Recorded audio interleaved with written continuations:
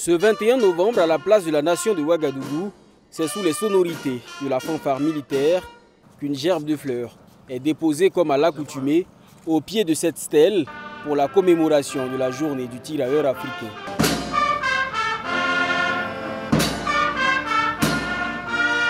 Un temps de recueillement voulu par la hiérarchie militaire pour saluer la mémoire des anciens combattants et des soldats burkinabés tombés sur divers fronts de l'époque coloniale aux luttes contemporaines.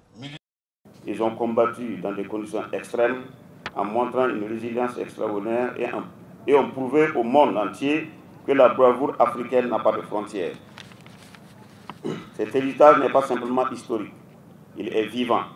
Notre nation vit une guerre contre le terrorisme. Face aux menaces multiformes et aux attaques contre nos vaillantes populations civiles, nos forces de défense et de sécurité et nos volontaires pour la défense de la patrie font preuve d'un courage quotidien qui s'inscrit dans la droite ligne de l'héritage des tirailleurs africains. C'est pourquoi, en ce jour de mémoire, je voudrais leur dire ceci. Vous êtes les dignes héritiers des tirailleurs africains. Par votre engagement et votre détermination, vous portez le flambeau de leur sacrifice en écrivant une nouvelle page de la résistance burkinabé. Cette édition est placée sous le signe de l'héritage des anciens. Un rappel des valeurs, mais aussi un appel à poursuivre leur combat pour la paix et la souveraineté. La présente commémoration, c'est tirer leçon du passé pour bâtir le présent.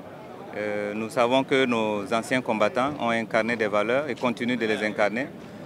Vous avez bien entendu le président de l'association unique dire que souvent ils ont envie de se lever et d'aller au front, mais leur corps ne répond plus.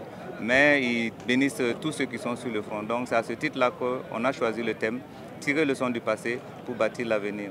Et c'est un héritage que les forces de défense et de sécurité, les volontaires pour la défense de la patrie incarnent aujourd'hui. Avant la cérémonie officielle, 6 tonnes de ciment ont été offertes à Faso Mebo par les anciens combattants et anciens militaires, en plus d'une contribution d'1 293 000 francs CFA pour soutenir l'effort de paix.